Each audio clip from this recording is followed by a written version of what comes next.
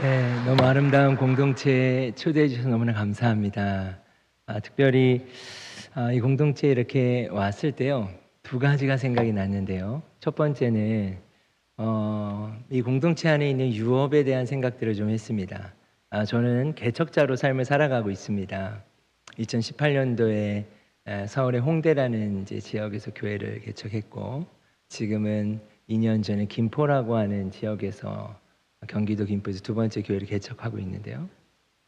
개척자로 삶을 살아가다 보니까 제가 깨달지 못했던 게 있었습니다.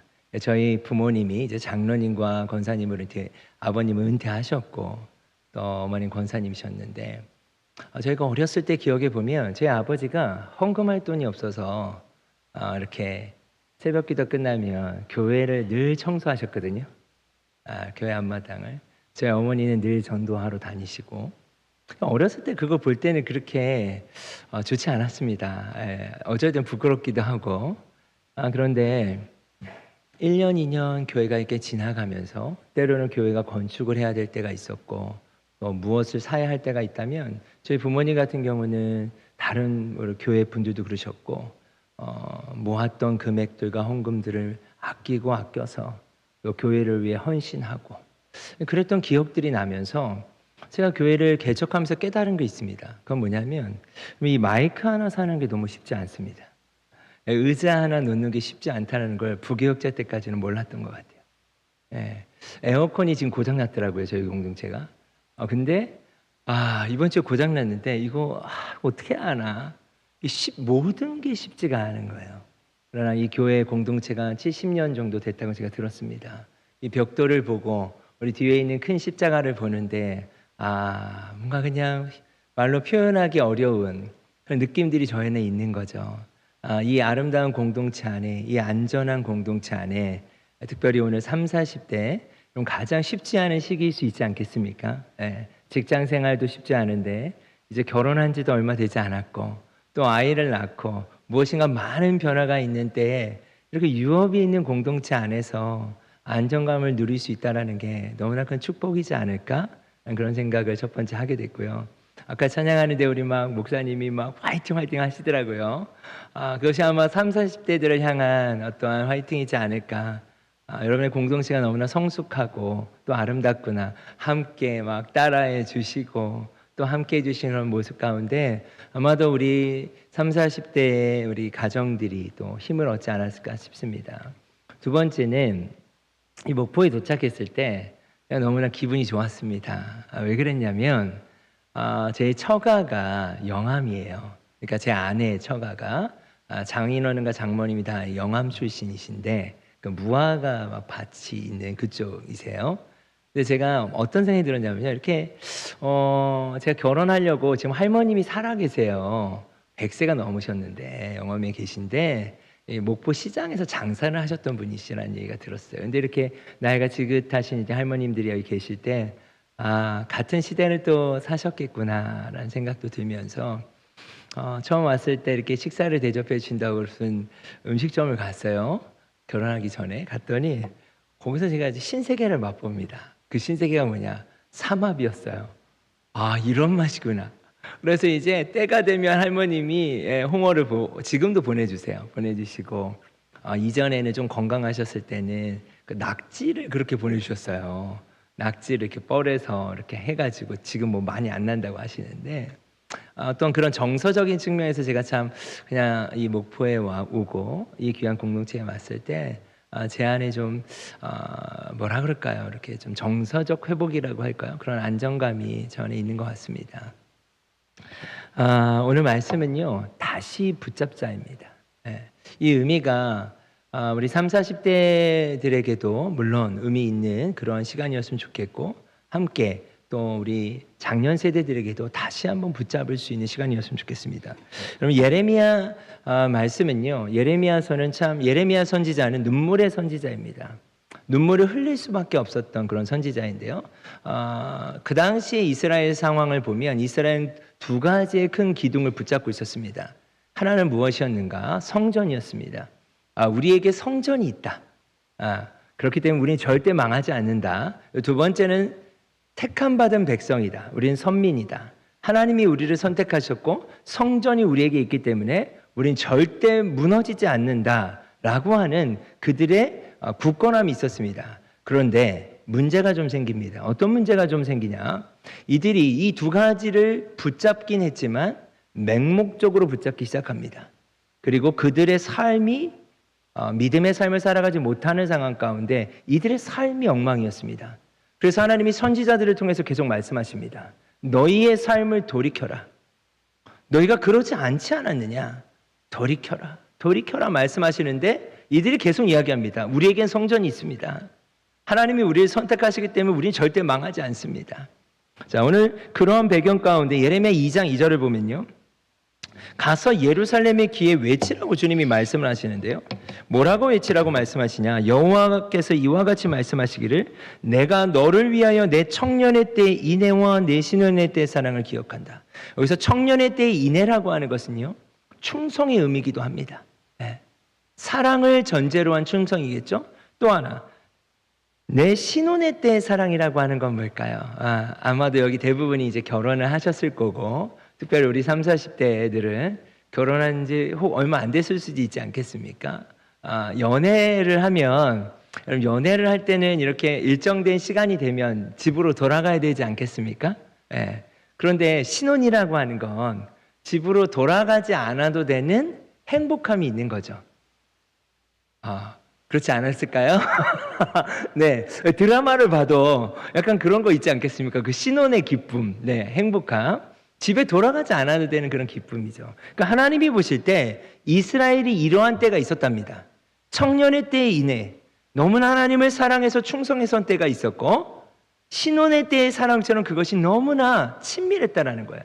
그럼 그때가 언제인가? 씨 뿌리지 못하는 땅 광야에서 나를 따랐을 때다. 자, 이걸 그냥 한마디로 설명하면 너희가 아무것도 할 수 없었을 때 나만 바라봤다라는 거예요. 내가 아니면 안 됐다라는 거예요. 그런데요, 여기에 기억하노니라는 너희의 청년의 때의 인애와 신혼의 때의 사랑을 기억한대요. 언제가 제가 이 말씀을 보는데요, 너무 마음이 아팠습니다. 네. 제가 홍대에서 교회를 개척했을 때는요, 4년 정도 저희는 예배당이 없었습니다. 네.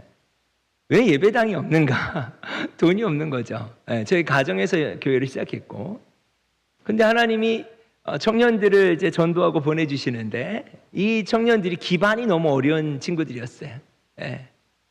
너무나 삶의 기반들이 안 되다 보니까 숙소가 필요했어요. 그래서 숙소를 3개를 운영을 했어요. 여러분 이게 결코 쉬운 일이 아니거든요. 그냥 막 갖다 부어야 돼요. 네, 4년의 시간을 그렇게 보냈어요. 근데 정말 어떻게 그 시간들을 보냈는지 모르겠어요. 그냥 나가면 잡아오고 또 사고치며 해결하고 그런 시간들을 보냈을 때 기도하지 않을 수가 없었습니다. 그런데요, 지금 이제 김포에 와서는 저희가 하나님 은혜로 작은 상가 한 층도 아닙니다. 어느 한 공간을 임대했어요. 그것도 너무나 버거운 거예요. 쉽지 않은 거예요. 그런데 이 말씀을 비춰봤을 때 제가 딱 이런 모습 같은 거예요. 상인아, 너가 아무것도 할 수 없었을 때는 나만 바라보지 않았니? 네, 그런 거예요. 개척자로 제가 삶을 살아간 지가 7년 차입니다. 그러니까 7년째 지금 개척자로 살고 있는 거예요. 그리고 저는 자비랑 사역자입니다. 그러니까 제가 저의 삶을 해결해야 해요. 근데 정말 하나님의 은혜로 살고 있거든요. 그럼에도 이전에는요, 주님을 의지하지 않으면 안 되는 삶이었어요. 지금도 여전히 그런데 그때만 하지 못한 거예요. 주님이 말씀하세요. 기억한다.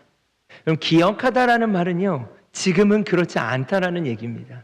너가 그렇지 않지 않았니? 너희가 나만 바라보지 않았느냐?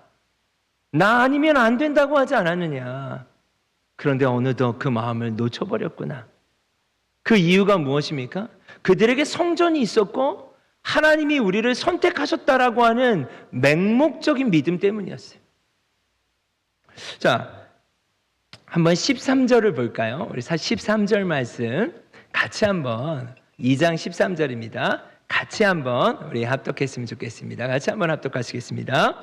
내 백성이 두 가지 악을 행하였나니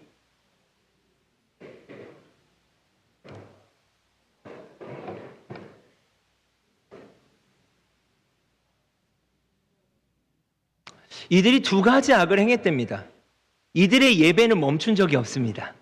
그리고 이들은 늘 예배했고 이들은 늘 어떤 생각을 가졌습니까? 하나님이 우리를 선택하셨어. 그런데 하나님은 이들에게 뭐라고 말씀하시는가? 두 가지 악을 행했다. 그건 무엇인가? 생수의 근원된 나를 버렸다. 그리고 스스로 웅덩이를 판 것인데 그 물은 가두지 못할 터진 웅덩이다. 그럼 이게 무슨 말씀이냐면요. 그럼 지도를 한번 보여주시겠어요? 예, 지도를 보시면 여기 지중해가 있고요. 보시면 이 지중해는요, 성경에서 배가 한 번 뜹니다. 요나 이야기. 항구가 될 수 없는 지중해고요. 밑은 나일강이 있습니다. 애굽하고. 여기서 출애굽을 하게 되죠. 자, 이쪽 오른쪽에는 지금 적혀 있지는 않지만 에돔 족속과 암몬 족속이 있고요. 위쪽에는 수리아, 아시리아라고 하는 강대국이 있습니다. 거기 두 가지의 강이 있습니다. 티그리스 강하고 유프라테스 강이라는 강이 있습니다. 자, 이 지도를 한번 염두에 두시면 하나님이 신명기의 말씀에 이런 말씀이 있습니다. 이들을 출애굽하시기 전에 뭐라고 말씀하셨는가? 너희가 들어가서 얻으려고 하는 땅은 너희가 나온 땅, 애굽과 같지 않다라는 거예요. 하늘에서 내리는 비를 흡수하는 땅이다. 자, 여기 나일강은요, 바알과 아세라 신이 있었습니다. 그 말은 무엇인가? 풍요와 다산이에요. 너무 비옥했습니다. 그런데 이 애굽이란 나라가 너무나 비옥하지만 그곳에서 이스라엘은 종이었죠. 노예였습니다. 430년 동안 노예 생활을 한 것이죠. 근데 여러분 그 당시에 한 세대를 30년에서 40년으로 봤거든요. 그러니까 10대 정도가 10세대 정도가 노예 생활만 한 거예요. 근데 이들이 하나님에 대해서는 들어봤습니다. 아브라함의 하나님, 이삭의 하나님, 야곱의 하나님은 들어봤는데 늘 노예 생활만 한 거예요. 그래서 하나님이 모세를 통해서 출애굽을 하실 때 10가지 재앙을 보여주실 수밖에 없었어요. 그게 상징하는 것이 무엇입니까? 애굽의 신들보다 하나님이 뛰어난 것을 시청각적으로 보여줘야 돼요. 왜요? 하나님을 경험한 적이 없습니다. 들어봤기 때문입니다. 아마도 이 출애굽 1세대들은 이렇게 홍해가 갈라지는 기적을 통해서 광야로 나오게 됩니다. 광야 40년의 생활을 하게 되죠. 여러분 그 얘기를 하면 너무 기니까 하나님이 출애굽할 때 뭐라고 말씀하셨냐? 내가 너희를 인도할 텐데 적과 꿀이 흐르는 땅으로 너를 인도할 것이다. 자, 그러면 이런 생각을 할 것입니다. 애굽의 땅이 너무나 비옥했습니다. 그런데 하나님이 뭐라고 약속하셨는가? 너희를 적과 꿀이 흐르는 땅으로 인도할 것이다. 그러면 이들이 이런 상상을 할 것입니다. 아, 애굽의 땅보다 더 좋은 땅인가 보다. 자, 그래서 도착한 땅이 가나안 땅입니다. 약속의 땅. 여기 가운데 부분이죠. 근데 이 땅은 하늘에서 내리는 비를 흡수한대요. 이 말은 뭐냐? 여러분 콩나물에 물을 주면 물이 다 빠지지 않습니까? 물이 저장될 수 없는 땅입니다. 쉽게 말하면 빗물로만 살아야 될 땅입니다. 이게 약속의 땅이에요. 사방은 막혀져 있습니다. 강대국으로 막혀져 있고 이쪽은 항구가 될 수 없는 지중해입니다. 그러면 하나님이 왜 적과 꿀이 흐르는 땅이라고 하셨을까요? 비옥하지가 않습니다. 지리적으로도 비옥하지가 않아요. 근데 어떻게 이 땅이 비옥할 수 있을까요? 하늘을 보라는 거예요. 사방을 막아두시고 하늘을 여십니다. 그래서 성경은 이른 비와 늦은 비와 새벽의 이슬이라는 표현을 쓰는 겁니다. 이른 비가 내리지 않으면 땅이 딱딱해서 씨앗을 심을 수가 없는 땅입니다. 기후적으로. 그리고요, 구름 기둥과 불 기둥이란 표현처럼 이 온도차로 말미암아 새벽 이슬이 맺히게 되는데요. 그 새벽 이슬이 아니면 농작물이 유지가 될 수가 없습니다. 그리고 그걸로는 추수를 못하죠. 늦은 비가 내려야 그 늦은 비의 풍성함으로 말미암아 땅이 적셔지고 수확을 할 수 있는 거예요. 자, 이걸 통해 알 수 있는 건 뭐냐? 하나님이 말씀하신 적과 꿀이 흐르는 땅은 너희가 나를 바라보라는 거예요. 왜 그러셨을까요? 여러분 광야 40년을 통해서 그것이 하나님에게는 아픔이기 때문이에요. 출애굽의 역사 가운데 수많은 기적을 베푸셨습니다. 근데 광야 40년 동안 출애굽 1세대들은요 약속의 땅을 들어가지 못합니다. 그들은 불평했습니다. 불순종했죠. 예. 여호수아서 5장에 보면 할례를 행하는 장면이 나옵니다. 출애굽 2세대들이. 그 말은 뭘까요? 난지 8일 만에 할례를 행해야 하지만 출애굽 1세대들은 불순종하고 맙니다. 할례를 행하지 않았습니다. 만나가 상징했던 것은 무엇인가? 매일 너희가 내 앞에 나오라는 거죠. 그 기적을 베푼 하나님이 누구신지를 가르치시는 게 광야 학교였습니다. 그러나 그들은 광야 학교를 졸업하지 못했습니다. 하나님의 마음엔 너무 아픔인 거예요. 약속의 땅은 어떤 땅입니까? 사방을 막아두십니다. 그게 생수의 근원이란 표현입니다. 생수의 근원된 나를 보라는 거예요. 근데 지금 예레미야 2장 2절은 어떤 의미인가 그러면 너희가 나만 바라봤던 때가 있다라는 거예요. 청년의 때의 인애와 내가 신혼의 때의 사랑을 기억한다라는 겁니다. 지금은 그렇지 않구나. 13절 말씀 보셨던 것처럼 너희가 두 가지 악을 행하고 있다. 너희는 절대 망할 일이 없다고 하고 하나님이 우리와 함께 한다고 이야기하고 성전이 우리에게 있다라고 말하면서 너희는 이미 두 가지 악을 행하고 있는데 그 첫 번째는 생수에 근원된 나를 버렸다. 이들은 이렇게 반응합니다. 하나님, 제가 언제 버렸습니까? 이렇게 수요 예배도 드리고 새벽 예배도 드리고 금요철화도 하고 주일 예배도 드리는데 제가 언제 하나님을 버렸습니까? 아니, 너희는 나를 버렸다. 너희의 삶을 보라는 거예요. 18절을 한번 보면 더 구체적인 말씀들이 나오는데요. 18절 한번 읽겠습니다. 시작. 내가 시올의 물을 마시려고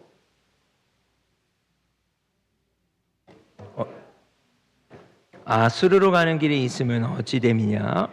내 악이 너를 징계하겠고 내 반역이 너를 책망할 것이라.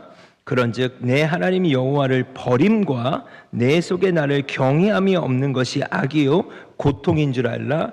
주 만군의 여호와의 말씀이다. 여기 보시죠. 내 악이 너를 징계하겠고 두 가지 악을 행했다고 그랬죠. 너의 반역이, 그걸 반역으로까지 말씀하세요. 너를 책망할 건데 그런즉 내 하나님 여호와를 버렸다는 표현을 또 쓰십니다. 너는 나를 버렸다. 그리고 너의 속에 나를 경외하는 것이 없다. 그것이 바로 악이다. 고통인 줄 알게 될 것이다. 자, 여러분 18절 다시 한번 보시겠어요? 내가 시올의 물을 마시려고 애굽으로 가는 길에 있으면 어찌냐면, 여러분 애굽에 어떤 강이 있었죠? 나일강이 있었죠. 또 보십시오. 또 내가 그 강물을 마시려고 아수르로 가는 길에 있으면 어찌? 아수르에 아까 지도에 보면 두 개의 강이 있었습니다. 티그리스 강하고 유프라테스 강이 있었습니다. 지금 하나님이 무엇을 말씀하시는가?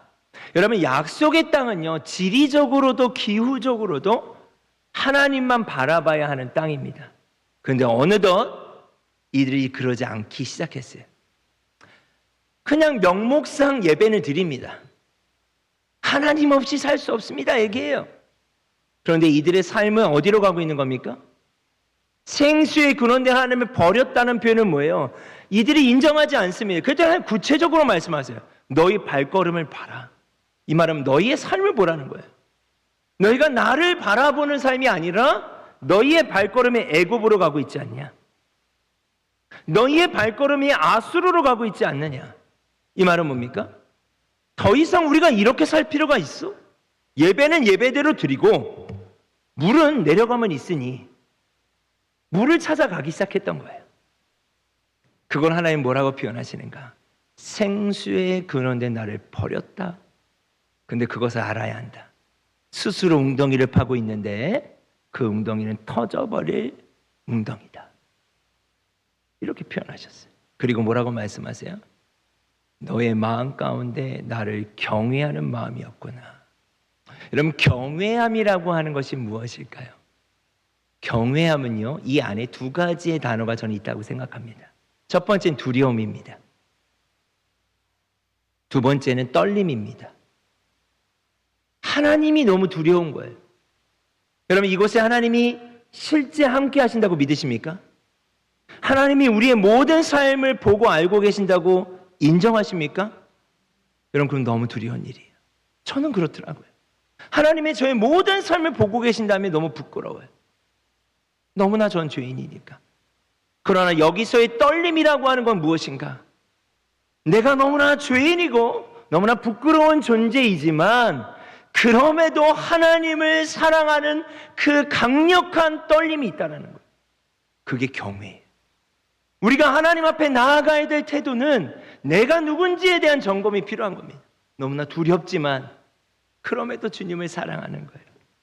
여러분, 요한복음 21장의 말씀에 보면 예수님이 부활 후 40일 동안 제자들에게 나타나신 사건 중에 디베라 바닷가, 갈릴리 호수라고도 이야기하죠. 다시 물고기 잡고 있는 제자들에게 예수님이 나타나셔서 무엇을 하시는가? 아침을 차려주시고 또 무엇을 하십니까? 베드로에게 질문을 하십니다. 어떤 질문을 하시는가? 너 나 사랑하니? 이렇게 질문을 하시죠. 그럼 베드로가 누구입니까? 그렇게 예수님 사랑한다고 했지만 예수님을 저주했던 자 아닐까요? 예수님을 부인했어요. 부활의 현장에도 있지 못했어요. 그럼 베드로가 얼마나 두려웠을까요? 아침 조반을 차려주시는데 그때 성경에 보면 이런 표현이 있습니다. 아무도 그가 누구랴 묻는 자가 없더라. 왜 그럴까요? 예수님인 걸 알아버린 거예요. 부활의 예수님이 자기들 앞에 있는 거예요. 얼마나 두려웠을까요?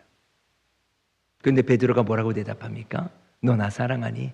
이 사람들보다 나를 더 사랑하니라고 할 때 베드로가 하나님을 경외하는 거예요.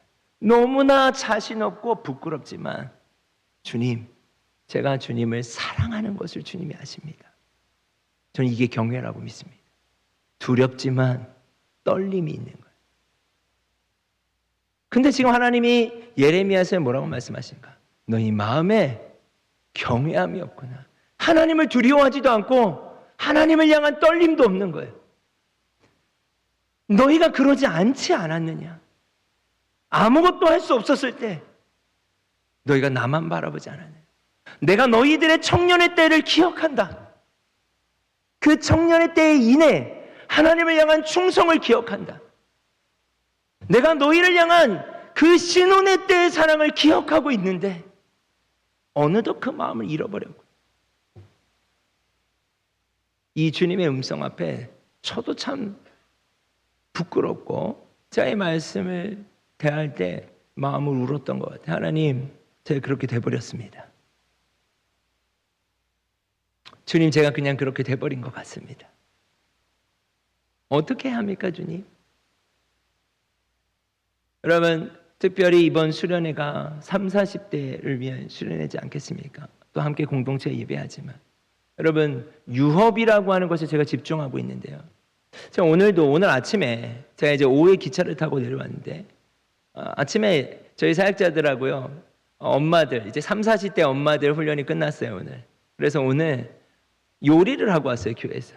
저희는 그런 공간이 한 층밖에 안 되고 공간도 이렇게 분리가 되지 않아서 요리도 하기 쉽지 않지만 애기 엄마들을 이제 아이들을 우리 사역자들과 청년들이 보면서 7주의 훈련을 함께 해줬어요.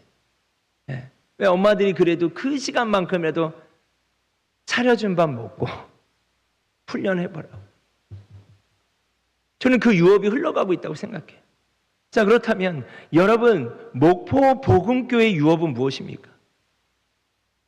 여러분 공동체의 유업이 30, 40대에게 무엇이 흘러가야 될까요? 그 유업이 무엇이라고 이야기하실 수 있나요? 저는 모르니까요. 분명히 하나님이 70년간 이 교회를 유지하셨다면 이 공동체 안에 쌓여져 있는 유업이 있지 않겠습니까? 그런데 유업의 특징은 무엇인지 아십니까? 멈추면 유업은 아닌 거예요. 그게 유업의 특징입니다. 유업은 멈추면 끝나는 겁니다. 릴레이 경주와 같습니다. 첫 번째 주자가 열심히 뛰었습니다. 줄 바톤이 없다면 두 번째 주자는 뛸 이유가 없는 겁니다.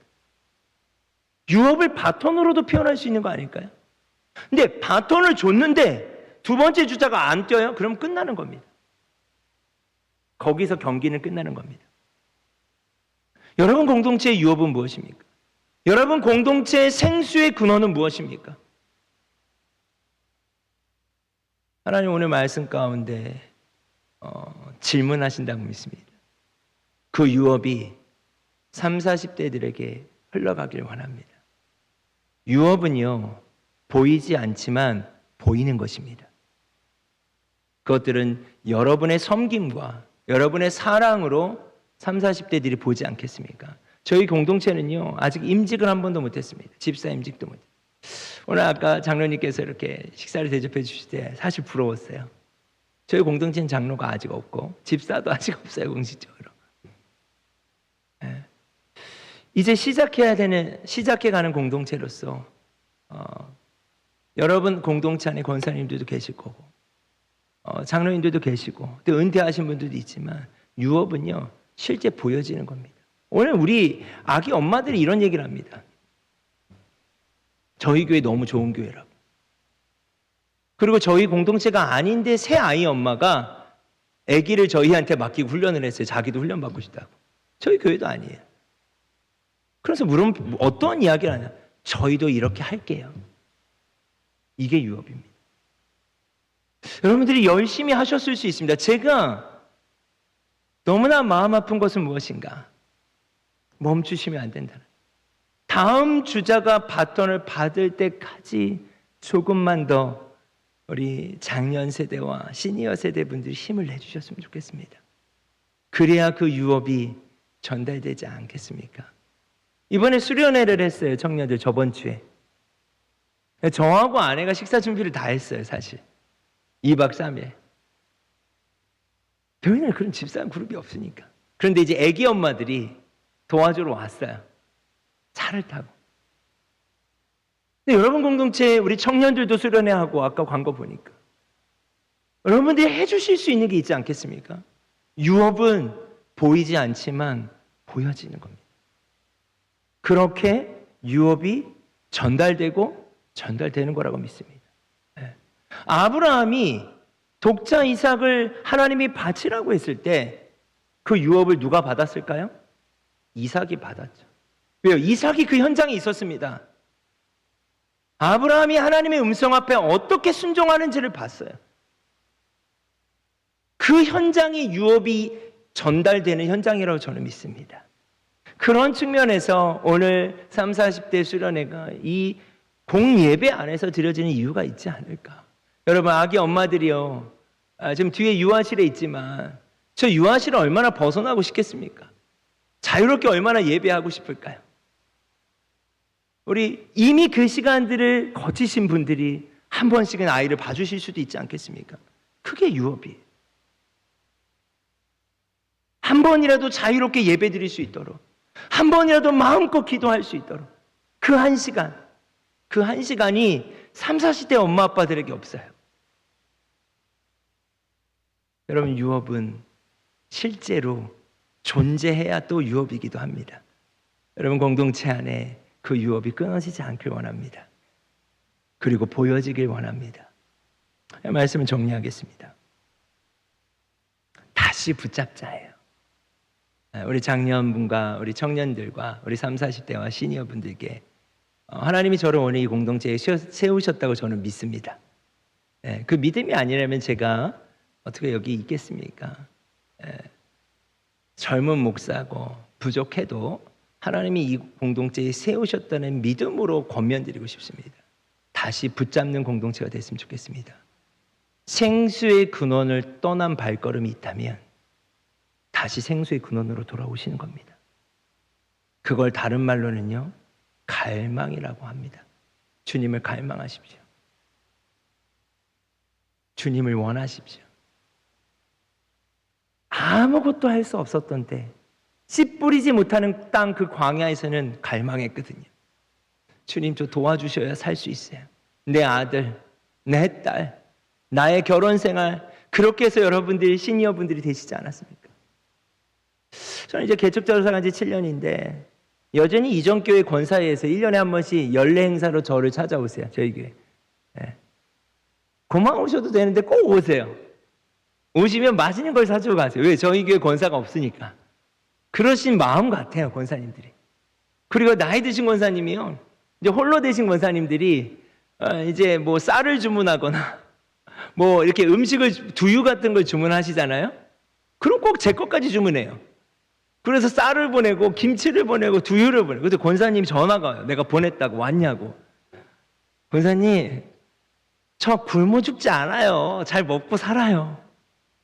근데 저는 그 그 사랑이 너무 고픈 거예요.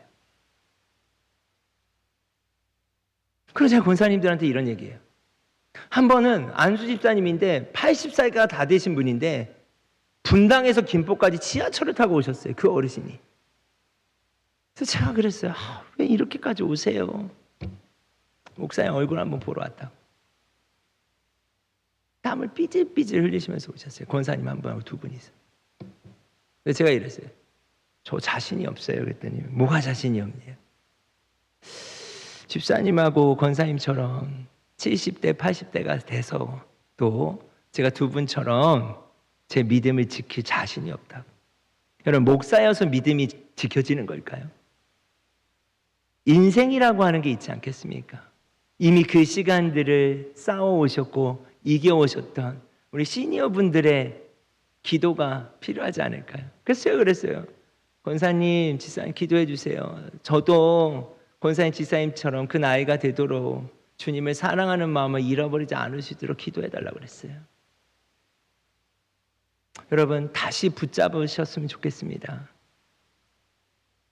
주님을 순수하게 사랑했던 그 첫사랑의 현장, 그것이 여러분 30, 40대에게 꼭 흘러갔으면 좋겠고, 특별히 30, 40대 수련회니까 고민해 주셨으면 좋겠어요. 저희 공동체는 20대와 30대와 40대밖에 없어요.